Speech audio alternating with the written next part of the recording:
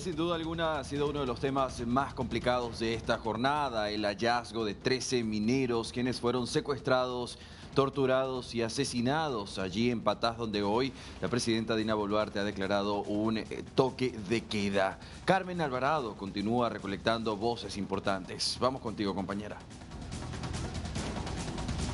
¿Cómo estás, Andy? Muy buenas noches ya para nuestro auditorio de América Latina. Tenemos otra voz autorizada y realmente para mí es un placer conversar en estos momentos con el coronel Juan Carlos Liendo. Estamos hablando del jefe de la DINI, de la Dirección Nacional de Inteligencia del Perú, porque nos va a dar más, digamos, una aproximación, más detalles de lo que significan estas medidas que ha lanzado la mandataria Dina Boluarte, y me refiero al toque de queda desde las 6 de la tarde hasta las 6 de la mañana, además de la instalación de una base militar. Y en estos momentos también se está planteando un estado de sitio en Patás. Recordemos estas imágenes brutales del asesinato de estos 13 trabajadores. La pregunta es, ¿qué está pasando en Patás?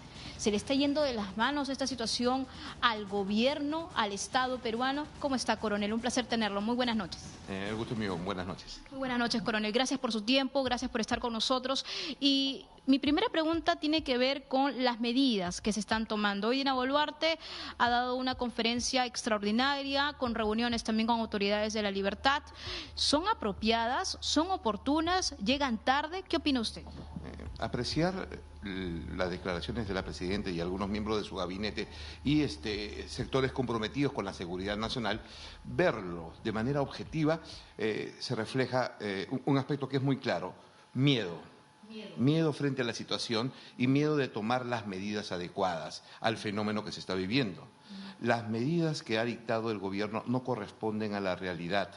Están configuradas para un escenario de hace 30, 40 años y no sincronizan con la realidad actual de lo que sucede en Patás, el lugar de producción de oro más importante del país, ¿no? Con presencia de minería formal, ilegal, informal, con bandas criminales, con un esquema de corrupción, con influencia de bandas transnacionales, que es el sustento de toda una economía ilegal, ¿no? Es lo que está causando el problema que hoy vive el Perú de seguridad nacional. Y el gobierno lo está tomando simplemente como un tema delincuencial. Y eso es lo más crítico. Las medidas no van a dar resultado. Bien, vamos a recuperar el contacto con nuestra compañera Carmen Alvarado. Toda la información después de esta masacre en una mina de Perú. Hay toque de queda, hay control de las Fuerzas Armadas en Patás. La misma Dina Boluarte ha tomado esta decisión. La declaratoria se da luego de que entre la jefa de Estado, el gobernador de La Libertad, César Acuña, y el alcalde de Patás, Aldo Mariño, se reunieran. Una propuesta del líder de Alianza para el Progreso, una medida extrema pero necesaria para recuperar el control del territorio. Dina Boluarte hizo caso al pedido de inaugurar una base militar allí en la provincia de Patás. Recordemos que también es importante, se confirmó que durante los próximos 30 días se suspende toda la actividad minera allí en Patás. Permítame y le pongo en contexto. Casi una semana después, 7 días más tarde, en los primeros reportes del secuestro de los 13 mineros en Patás, allí en la región La Libertad, se confirmó que todas las víctimas fueron halladas sin vida dentro de un socavón. Hasta el mediodía del 5 de mayo, la presidenta Dina Boluarte no se había pronunciado oficialmente al respecto. Tomó la reunión y allí pues dio esta confirmación del toque de queda. Las víctimas eran trabajadores contratados por la empresa R&R, propiedad de un minero artesanal que realiza labores legales para la minera Poderosa, una de las principales compañías auríferas de la provincia. Esta empresa también ha sido blanco de ataques por parte de mineros ilegales. Fíjese que hubo una negativa que hace, por supuesto, molestar al mismo pueblo peruano. El miércoles 30 de abril, el presidente del Consejo de Ministros, Gustavo Adriancén, indicó que se recibieron audios que presuntamente daban cuenta de estos secuestros, pero que su despacho no contaba con ninguna denuncia. Y estas declaraciones, vaya, que generaron la indignación de los familiares de los mineros asesinados. Ya tengo el contacto de vuelta con Carmen Alvarado y esta voz autorizada. Vamos a escucharlos de nuevo. Carmen, compañera, contigo.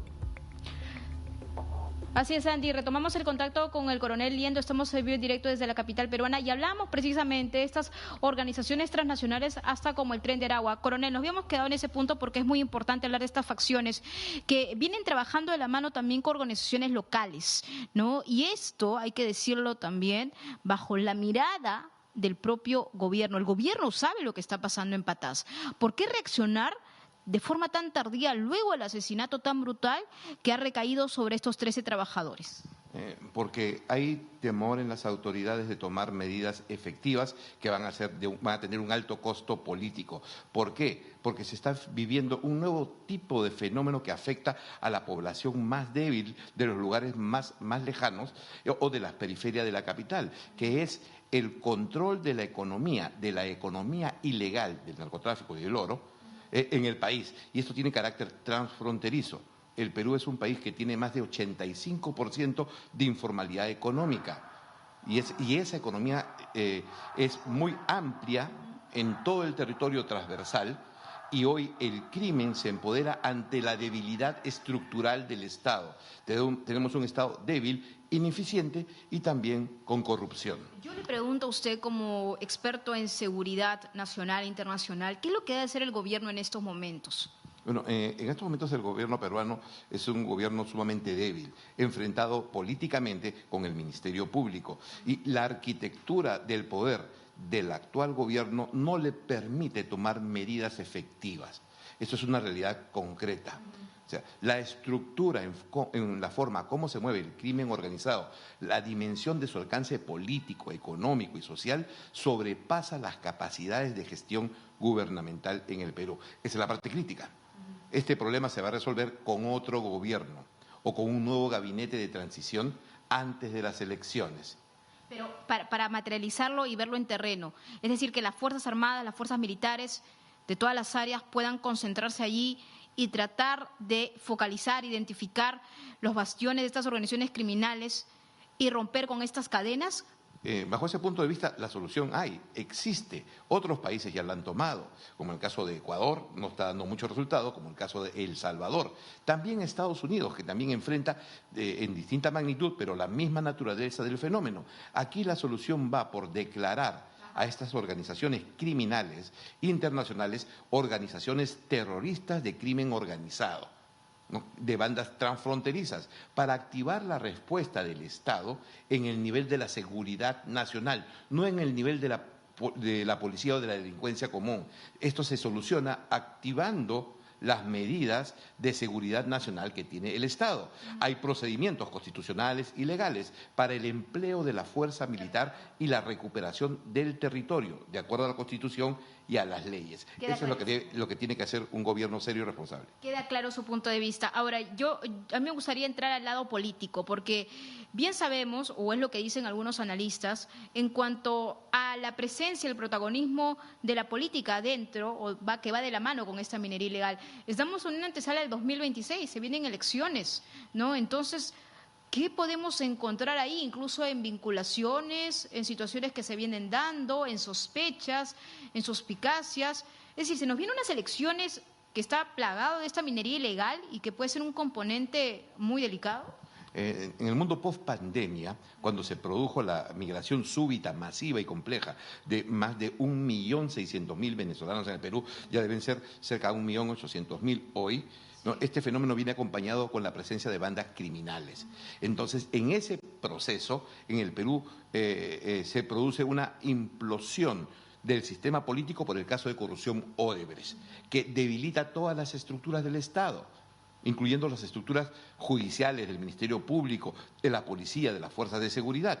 Entonces, en el mundo post-pandemia, el crimen organizado encuentra en el Perú el lugar más favorable para expandir su alcance y consolidar sus intereses. ¿Qué pasa con ello?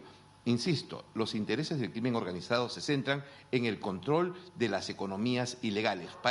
Para ello necesitan tener influencia política y lo logran financiando campañas electorales. Por eso, a eso iba, que vamos a tener un 2026 financiado por la minería ilegal que está generando tantas muertes en nuestro territorio nacional. Exactamente, de acuerdo al modelo mexicano, colombiano o ecuatoriano. O sea, no se va a repetir aquí nada nuevo, sino se va a replicar, adaptado a la realidad local, la perfidia del control del proceso electoral, sobre todo en las zonas más alejadas del país, del crimen organizado, donde van a estar empoderados sus candidatos. ¿Qué está pasando en un país como el Perú? Las organizaciones políticas de los lugares más alejados del país están siendo cooptadas por el crimen organizado. Entonces, este proceso ya se inició. Entonces, en resumen, vamos a tener a representantes quizás en el hemiciclo, en el Parlamento Nacional, de organizaciones criminales. Hoy tenemos representantes de lo que se llama minería informal, con un poder fáctico. De acuerdo, de acuerdo. Eso es clarísimo y todos lo conocen, ¿no? Esos representantes están en el Poder Ejecutivo, en el Legislativo y en el Judicial. En estos últimos años, la minería ilegal, que es de donde salen estos nuevos poderes fácticos, está siendo controlada por el crimen organizado. Quiere decir que los representantes políticos de un próximo Congreso van a tener influencia muy grande de las organizaciones criminales. Eso como pasa en otros países de la región. El asunto, y con eso termino, coronel, el asunto, digamos, primario, de donde se gesta todo esto, ¿para usted también es el reinfo? ¿O es, digamos, la despreocupación, la dejadez del gobierno frente a algo que ya se veía venir? Porque este tema ya se veía venir. Lo que pasa es que como no sucede en Lima, y lo vemos lejano, y está en provincia, y de pronto nos explota en la cara con esas imágenes. Este tema se viene anunciando desde años, y la crudeza de esta circunstancia ya se viene adelantando desde el año pasado y comienzo de este año, en la dimensión de que se produce, tanto como hoy se puede adelantar que la violencia se va a incrementar. ¿Por qué sucede esto? Insisto, tenemos un Estado débil y viene esa famosa ley del reinfo, que es la formalización de la minería ilegal, pero al mismo tiempo vienen las particularidades de empresas mineras formales que conviven con las informales y las ilegales, con autoridades corruptas en nivel político, judicial y de las fuerzas de seguridad. Todo ese fenómeno, ¿no?, se concentra en zonas como en Patás y en otros lugares del Perú. Bueno, eso va a pasar a ser la normalidad después de las próximas elecciones. Este no es un problema netamente de leyes o de policías y ladrones, es un problema que tiene dimensiones políticas, económicas, sociales y de neutralización de las fuerzas de seguridad.